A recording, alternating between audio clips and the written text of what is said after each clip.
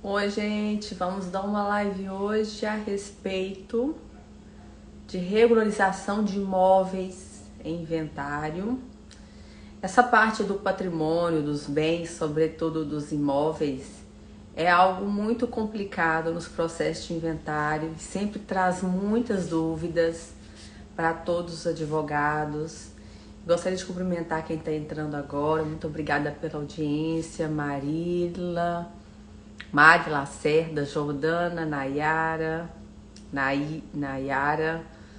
Cais e Vivian Moraes. E hoje eu vou receber uma convidada aqui especial também, que é minha ex-aluna, advogada Vivian Moraes. A Devem Militar, minha amiga, tudo bem? Quanto tempo, saudade de você, Bruno, Nay. De onde vocês são? Coloca pra mim a cidade que vocês estão falando, para eu conhecer um pouquinho mais de vocês. Então hoje, gente, a gente vai falar sobre o contrato de gaveta. Você já ouviu falar? Você sabe o que é o contrato de gaveta? Aquele contrato de compra e venda de imóvel que não tem matrícula, não tem uma matrícula no registro de imóveis. Só tem um contrato particular que geralmente as pessoas colocam lá, deixa aquele documento engavetado e ele não tem valor jurídico. Saudade também, querida amiga. Então, tem algumas formas para solucionar esse contrato de gaveta quando você se deparar com um imóvel para resolver um processo de inventário que não tem contrato, não tem matrícula do imóvel. Aí tem sim solução. E qual é a solução para ele? É possível, a partir do artigo 216b da Lei do Registro Público, você resolver por forma de uma escritura pública. Você vai levar no cartório e através desse artigo 216b da Lei do Registro Público, você vai pedir uma adjudicação compulsória para regularizar esse imóvel, e eles vão ter que registrar essa compra e venda particular e fazer uma compra e venda pública de cartório para depois fazer o registro lá na matrícula do imóvel, registrar no cartório de imóveis, tá bom? E eu vou compartilhar aqui com vocês também, que tem uma telinha aqui, uma outra opção é através da ação na justiça. Então, havendo esta promessa de compra e venda e ela já estiver sido quitada pelo falecido, poderá o espólio, o monte mor, né, que a gente representa, que o inventário, representado pelo inventariante. O inventariante é aquele que vai ficar na posse e administração dos bens. Caso não dê certo fazer por meio da escritura pública essa adjudicação compulsória, poderá entrar na justiça, tá? Poderá entrar com um processo judicial.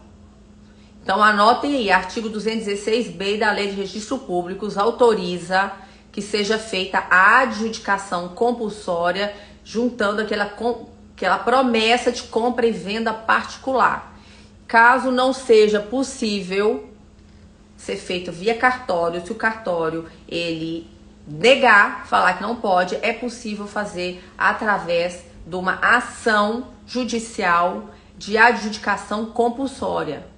Tudo bem? Então isso é uma dúvida muito grande, muita gente não sabe como resolver. Então é isso, através do artigo 216b da Lei de Registro Público, você vai resolver em cartório. Extrajudicialmente, vai solicitar a escritura pública de adjudicação compulsória. Sendo negado pelo cartório, se não for possível, você vai entrar na justiça com uma ação judicial chamada ação de adjudicação compulsória, juntando aqueles documentos, comprovante de quitação, a promessa de compra e venda particular, e vai pedir ao juiz, o juiz vai dar uma sentença declaratória, que vai expedir um ofício ao cartório, mandando o cartório fazer o registro público daquela compra e venda particular, tá bom? Agora eu vou receber minha convidada, a Vivi. Ela já fez um curso meu e ela atua também na área. E ela topou vir aqui hoje falar um pouquinho. Oi, Vivian, tudo Olá, bem? tudo bom? Fala um Tá pouquinho me sobre ouvindo? você, ser presente. Olá. Então, estou muito honrada com o convite. Eu fui aluna da Marielle em 2020, né? Que a Isso. gente, e de lá para cá, a gente sempre troca muita coisa, conteúdo, informação, conhecimento mesmo, né? Através de casos concretos. Marielle é uma pessoa que está sempre à disposição. E isso num professor é muito raro, né? E por isso que a gente chegou até aqui. Eu sou advogada familiarista, atuo na área de direito às famílias e sucessões. E a gente sempre se depara com essas questões efetivamente de regularização, né? Quando a gente alcança o inventário, a gente se depara com essas questões de bens que não estão regularizados ou que não estejam com a titularidade do falecido. E é isso que a gente veio bater um papo aqui hoje, né? Isso. E Vivian, você advoga mais no TJ do Rio de Isso, Janeiro, certo? isso. O TJ do Rio de Janeiro, você tem achado ele bastante demorado ou não? Como que é a experiência para você? Sim, o nosso volume aqui é muito grande, né? Nossas regionais têm muita peculiaridade. Então, o que a gente enfrenta também nas questões de inventário, que eu acho que a gente pode dizer aqui, é que o inventário por si só, ele já é demorado, porque Sim. quando chega no advogado, as pessoas não tiveram uma organização para chegar naquele momento. Aí a gente vai falar lá de planejamento sucessório, que as pessoas acham que planejamento sucessório seria só criar uma holding, ou trazer instrumentos, né, como testamento, para poder dispor dos bens quando do Sim. falecimento. Mas eu entendo que o planejamento sucessório é uma prévia organização do que vai ficar por aqui. E as pessoas não têm o costume de fazer essa organização, de buscar antecipadamente um advogado para fazer esse projeto da sucessão. E por isso que os processos de inventário já começam difíceis, né? Porque o advogado primeiro precisa fazer o levantamento e a organização de todo aquele acervo patrimonial para iniciar o procedimento. E como o inventário ele nada mais é do que um cumprimento de exigências, então a gente vai cumprindo essas etapas e, na verdade, destrinchando o que já estaria enrolado, né? Sim. Temos no Brasil um problema muito grande de documentação. As pessoas elas são muito desorganizadas e na hora que enfrenta um falecimento e tem que abrir a sucessão, eles ficam completamente perdidos, não sabem dos documentos, os documentos estão incompletos, muita compra e venda que não foi regularizada, não foi feita em cartório, não foi feita a matrícula do imóvel. Sem contar a questão dos direitos possessórios, muita gente só tem a posse do imóvel.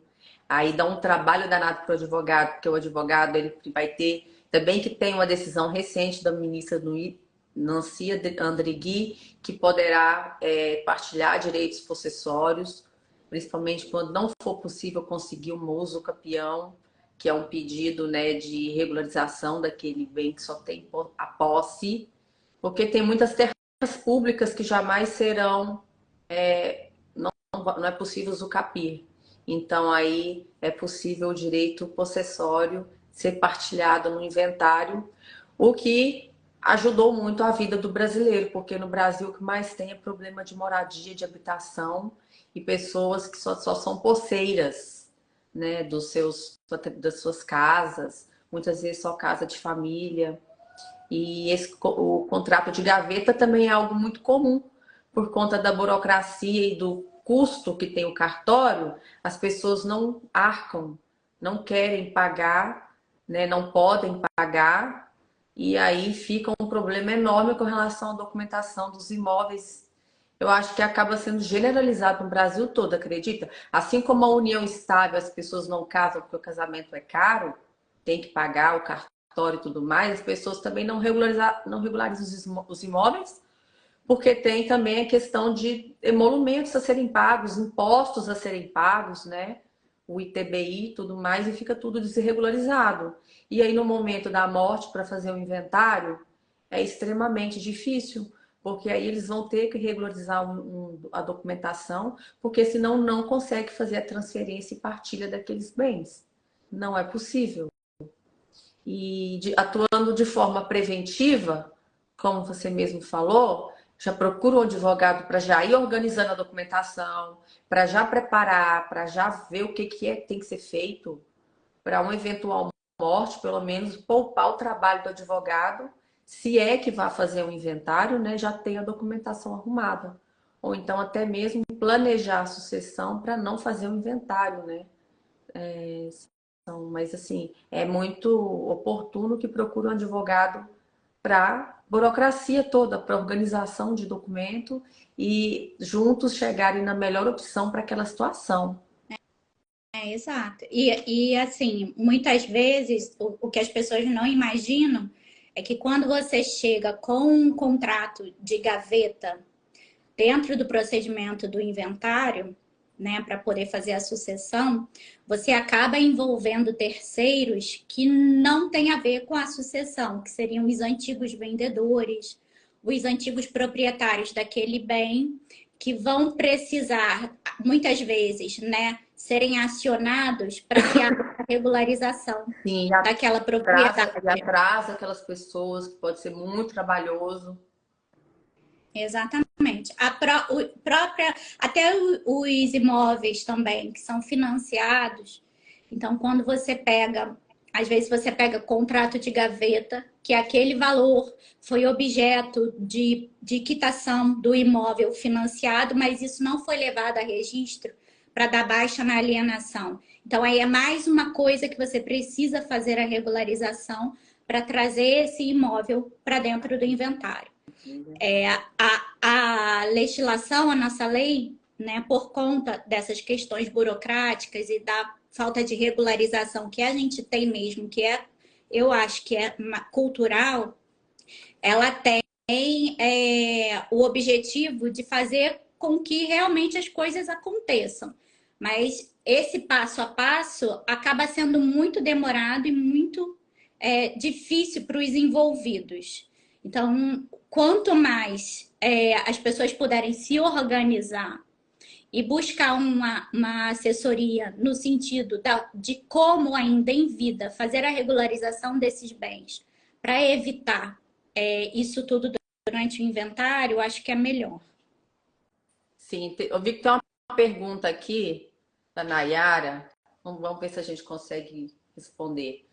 E o ganho imobiliário e os problemas fiscais, como regularizar? Eu não entendi o ganho imobiliário. Você entendeu? Não, porque quando você tem um contrato de gaveta, você não vai deixar de incluir aquilo dentro do inventário.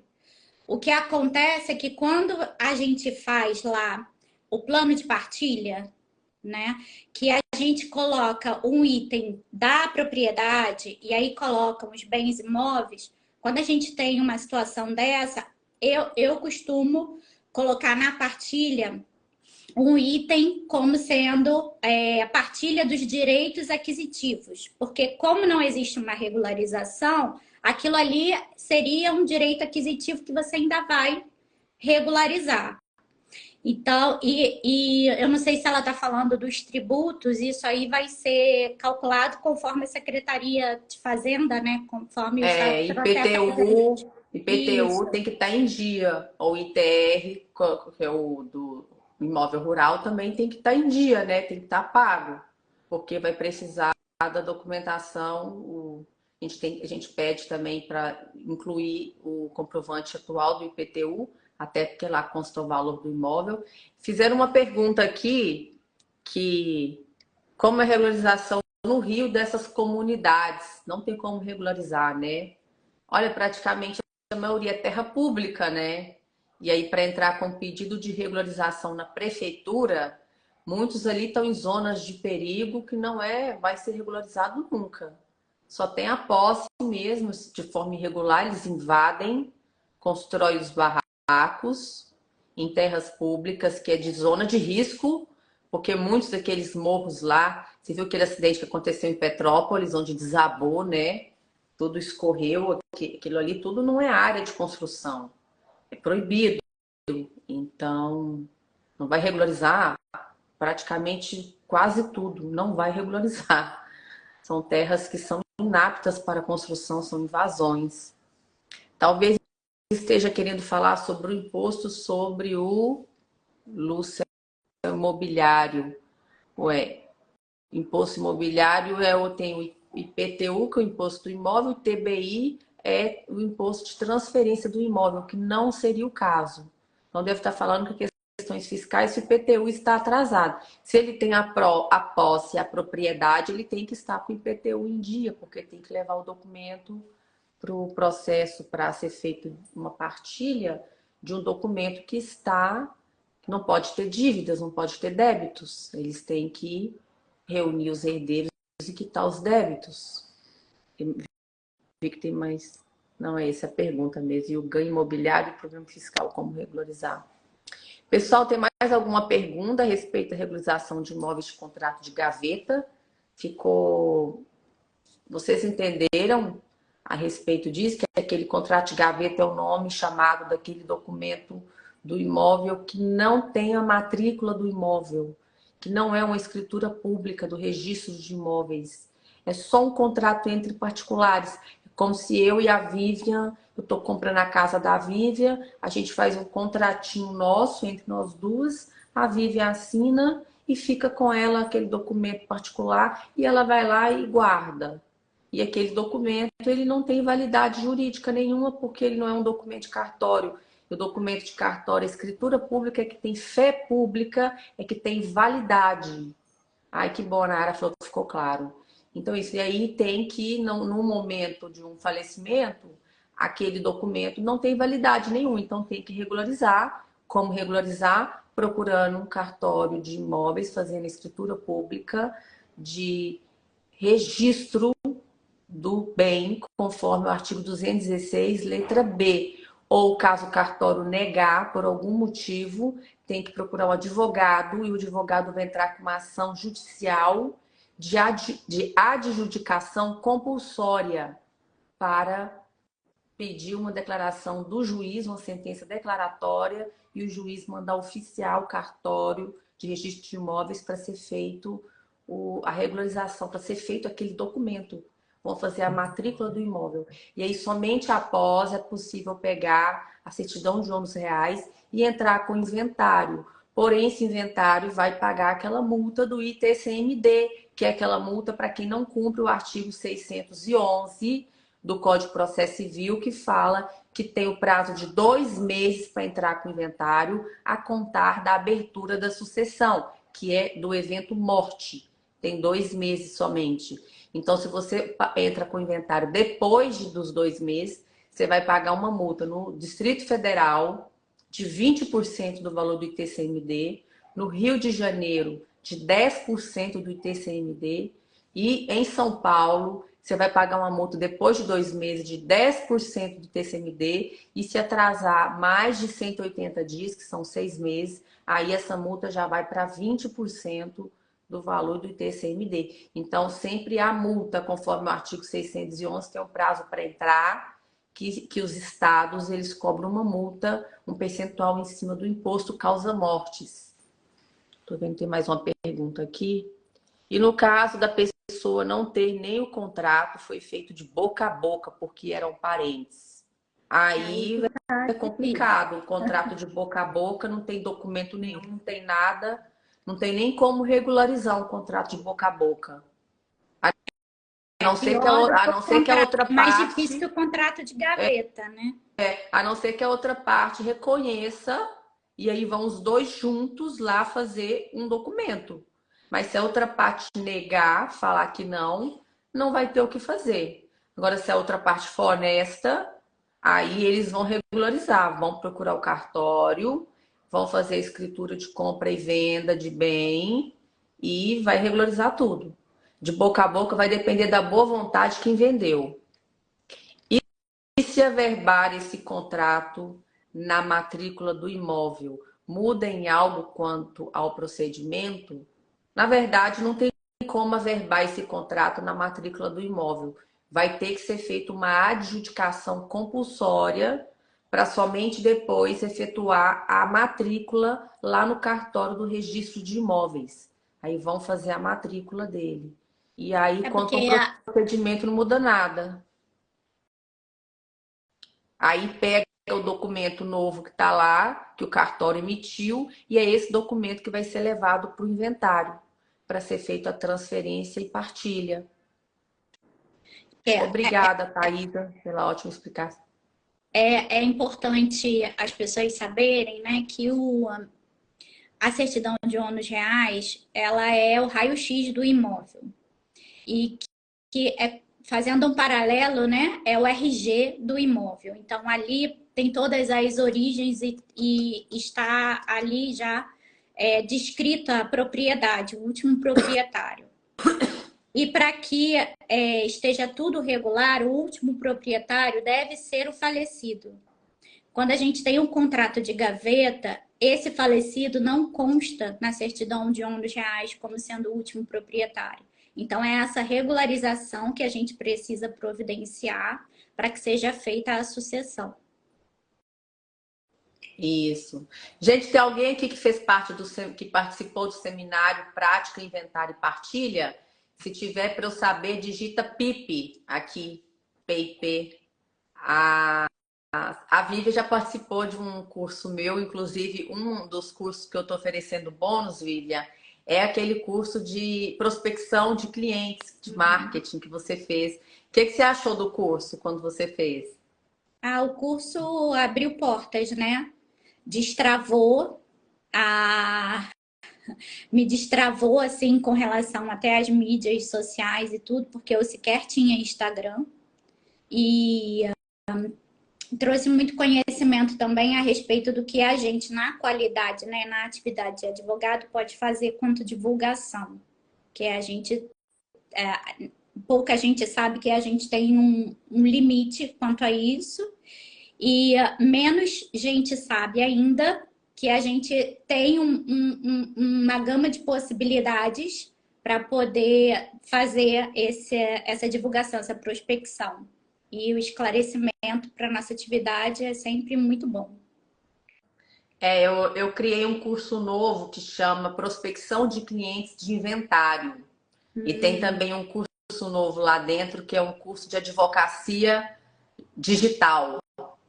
Ó, tô vendo aqui que a DV Luciana, acabei de adquirir o curso PIP. Seja bem-vinda, Luciana. Com certeza você vai aprender muita coisa. Quem A estudou, Nayara pedindo para falar dos cursos. Pode falar aí um pouquinho. quem foi da minha turma foi a Simone, que fez live aqui também, né? Nós fomos da mesma turma, a gente também sempre troca A alguma Simone coisa. também fez o curso de família e sucessões depois. É, e Ela o fez, ela Rodrigo adorou. também, que eu acho que o Rodrigo também era de Brasília, não é? Sim, Então, Rodrigo. e eles super aderiram, né, ao Instagram Sim. e tudo. E é legal que vocês têm um grupo de network, vocês continuam se Isso, falando, né? Todo mundo se conhece, troca ideia, troca conhecimento, pede exatamente. apoio um ao outro, consegue comparar e ajudar um ao outro e vendo, né? É muito bacana isso. Obrigada, Porque eu que agradeço. Mais alguém aqui é do PIP? Digita PIP aqui que fez o seminário. O seminário ainda está disponível para quem quiser ver. Foram 3 aulas. Eu contei lá, esmiucei um caso real para eles entenderem e compreenderem um pouco mais a respeito do direito sucessório e aprender a atuar com mais segurança, que eu digo que é a melhor área que tem aí para uma das únicas áreas onde os honorários são realmente compensadores, vamos dizer assim. exatamente. É uma área muito boa, direito sucessório, financeiramente dizendo. Isso é excelente. Então, Nayara, o que você quer saber do curso? O curso que ele foi criado recentemente, eu me aprofundei mais a respeito do direito sucessório e eu coloquei lá meus 16 anos de experiência de atuação na prática. Inclusive, tem um inventário lá que tem 13 anos de duração, que eu coloquei esse inventário também lá dentro do curso. Um caso real, pedi autorização ao meu cliente, claro, para poder compartilhar com vocês, para vocês verem como que é um inventário de verdade. E esse é da época quando ele era de papel, ele foi até escaneado, grande parte dele, e mostrando para vocês do início ao fim um inventário. Mostra desde a petição de abertura de inventário, o termo de compromisso do inventariante, depois as primeiras declarações, como que ela deve ser feita, as últimas declarações, um esboço de partilha, todas as nuances, desdobramentos que teve dentro do processo, as decisões interlocutórias que teve, os pedidos de alvará que foram feitos com pedidos incidentais dentro do inventário, porque tinha valor em dinheiro também lá no inventário para serem partilhados entre os herdeiros. Eles precisaram de dinheiro para poder pagar dívidas do próprio espólio, porque muita gente não sabe as despesas responsáveis do inventário, quem paga é o espólio. Tipo, o funeral, quem paga é o espólio. Os contratos advocatícios, quem paga é o espólio. Todas as despesas referentes ao patrimônio do espólio, quem paga é o próprio espólio. Então, muitas vezes os herdeiros, eles até adiantam o dinheiro deles para pagar essas contas, só que eles vão ter direito lá no final, no momento do esboço de partilha, eles terem um quinhão deles maior, porque vai ser deduzido da herança aquele dinheiro que ele usou dele como adiantamento para pagamentos de despesas do próprio espólio.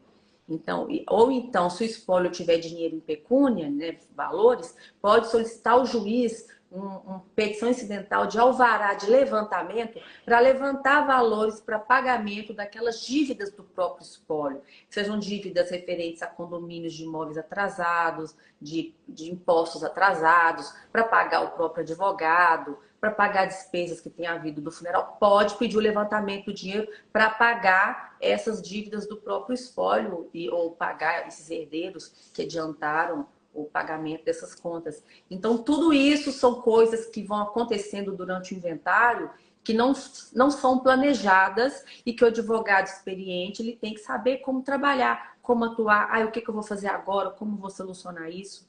Então, o meu curso, basicamente, ele é um atalho, né, que eu explico para vocês todas as, vamos dizer, todas as atitudes a serem feitas. Apresento todas as ferramentas jurídicas para você saber como atuar melhor como um advogado, sobretudo quando você ainda não tem experiência de ter trabalhado muitos anos com processos de inventário.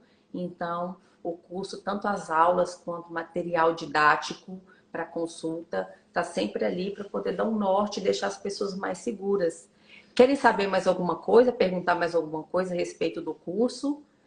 Eu gostei, vou fazer o curso. Será muito bem-vinda, tá? O curso ele está dividido em 12 módulos. Além dos 12 módulos, temos mais 2 cursos bônus, que é um curso de prospecção de clientes de inventário e um curso de advocacia digital, onde vai ajudar também tudo a respeito de como conseguir esses clientes de inventário. Eu costumo falar que o inventário ele é um processo muito bom, além de que ele é muito rentável. Então, se você tem um cliente que tem apenas uma casa de 500 mil reais, que qualquer cidade do interior do Brasil todo vai ter uma pessoa com pelo menos uma casa avaliada em 500 mil, se você cobrar 5% para fazer um inventário amigável, são 25 mil reais de honorários. Então, assim, eu digo assim, 25 mil reais é o mínimo de honorários que você vai fechar para uma ação de inventário. Se for de 1 milhão, se você colocar 5%, vai ser 50 mil. E por aí vai. Isso no amigável, né? No litigioso, aí você pode cobrar 10%, 15%, né? Porque é litigioso, vai ficar muitos anos na justiça. Mas um amigável, você cobrando no mínimo aí 5%, pode ser até mais. 5 é o mínimo. Se você fecha 1 milhão, são 50 mil de honorários, dá 5%. Se eu pego um patrimônio de 2 milhões, são 100 mil reais aí de honorários para fazer o inventário amigável, entende? Então, é muito compensador financeiramente também. Então, é uma área que vale muito a pena se especializar, atuar. Alguém tem alguma pergunta, alguma coisa? Oh, que legal! A Luciana falou que estou amando. É o ensino desde a preparação da consulta com o cliente, contrato de honorários, pedido de gratuidade de justiça, assim, bem do início mesmo, bem do beabá. Um procedimento extrajudicial também, né, Maria? Que facilitou muito também. Sim, tem o inventário extrajudicial, que eu explico também no meu curso de como fazê-lo. As opções é que poderão fazer, inclusive quando tem testamento, já tem jurisprudência do STJ autorizando fazer também pela via extrajudicial. Aí só faz a abertura e registro do testamento judicial e depois parte para o inventário extrajudicial, que termina em meses. Então tem várias formas assim, que eu ensino de acelerar o inventário. Inclusive quando tiver em briga, em litígio, eu até oriento a fazer a ação de inventário naqueles bens que não tem briga, Sim. e resolve logo, faz amigável, extrajudicial, e depois só fazer uma sobrepartilha daquele bem que ficou em discussão. Porque aí já desenrola uma parte, já pega o dinheiro e aí depois vai discutir só aquele bem que está objeto de briga, de litígio. E você falou também da questão do levantamento de dinheiro por meio de alvará para pagar as despesas e Durante o tudo. processo. E as pessoas não sabem, mas pode ser feito dessa forma também para pagar, inclusive, os impostos. Isso, para pagar impostos, o ITCMD. Que vai A viabilizar a gente pediu nesse finalização do inventário. registro. Exatamente. A gente pediu nesse inventário levantamento de valores para pagamento do ITCMD. Nessa questão que a gente está debatendo aqui, né? Que seria os contratos de gaveta, havendo também valores vinculados ao inventário, pode ser pedido para ser feito o levantamento para regularização do procedimento da adjudicação. Exatamente. Aí agora ao final eu vou passar com quem ficar aqui, quem tiver interesse no PIP, eu vou passar aqui o conteúdo programático do curso para quem ainda não viu, não clicou no link da biografia, eu vou mostrar aqui para o pessoal dar uma passada rapidinha, tá bom? Então, muito obrigada, Vívia, pela participação. Adorei te rever. Obrigada a Mas você. eu tenho ido no seu escritório aquele dia, não deu certo da gente se ver. Mas vai sair, a gente vamos marcar um novo café e vamos Isso, encontrar. tá certo. Tá Tá certo. bom, Tá Vívia? bom, Tô doida para obrigada, um revê-la beijo. pessoalmente. Por nada, querida. E venha Tchau. para o curso PIP também aprofundar Ah, no sim. inventário, fazer nosso grupo de network aí dos alunos, bem legal. Isso aí. Tá bom? Tá bom. Beijo, tchau.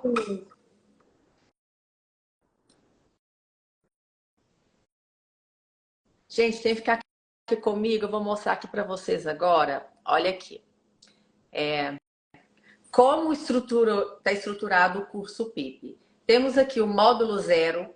No módulo 0 eu falo da preparação, tem aula sobre a preparação para consulta com o cliente, a entrevista com o cliente, o fechamento do contrato de honorários, as despesas processuais, a aula do pedido de gratuidade de justiça dos casos que é possível, mandado judicial, a responsabilidade civil dos advogados.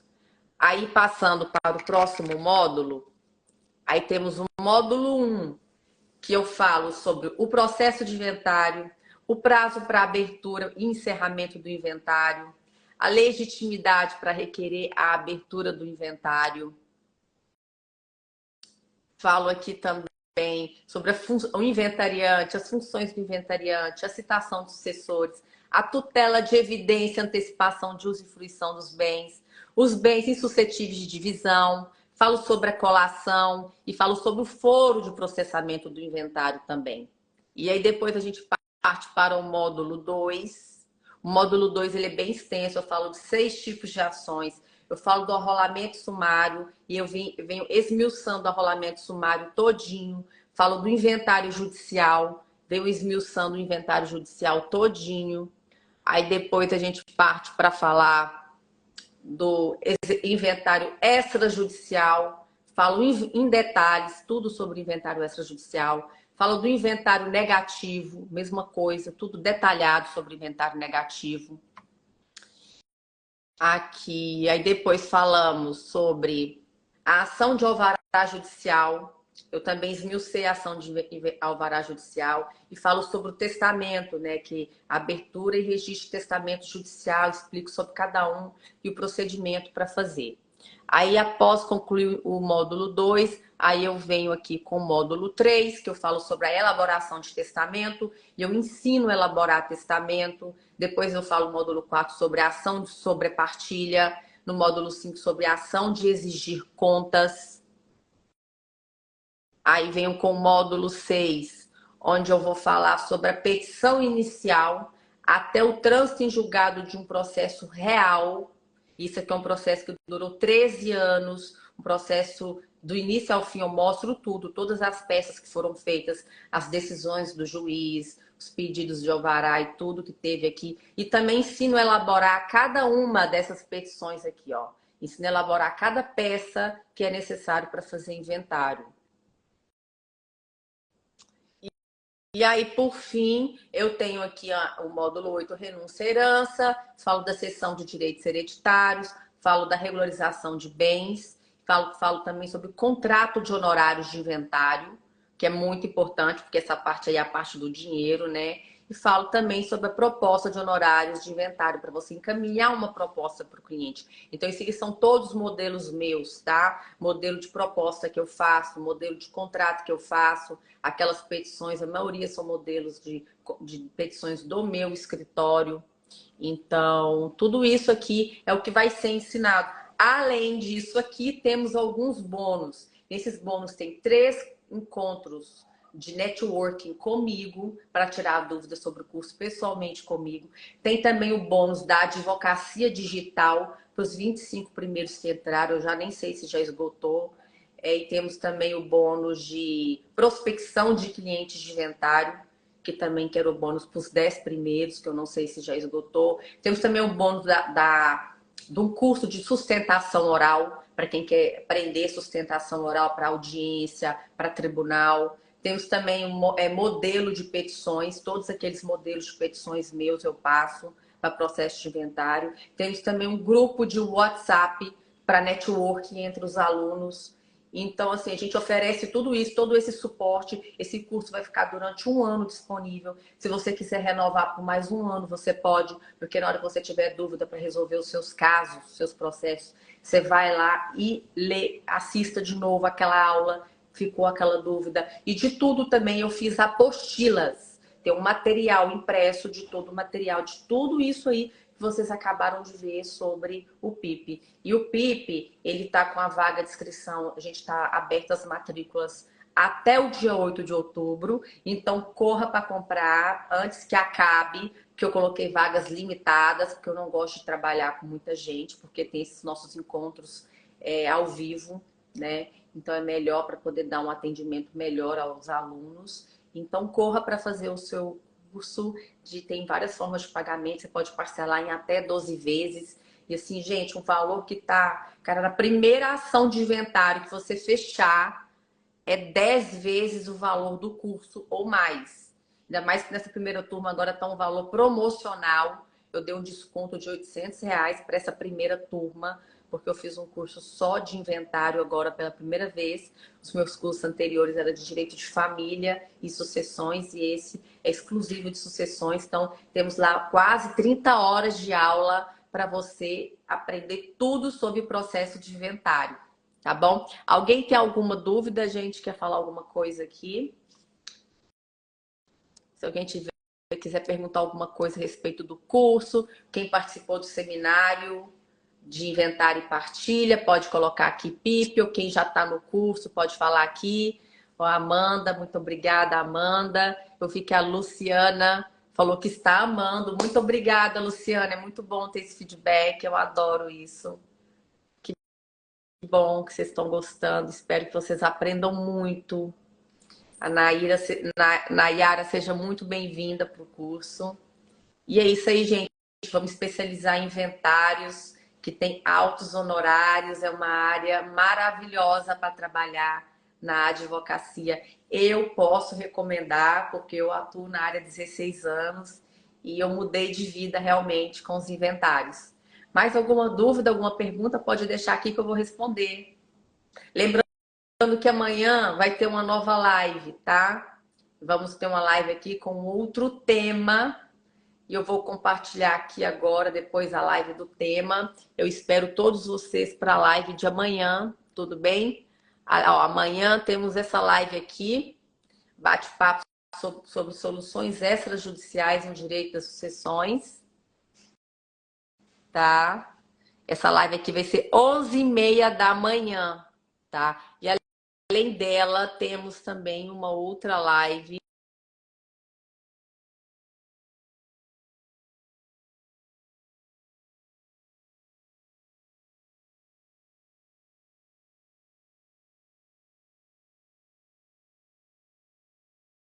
Essa aqui.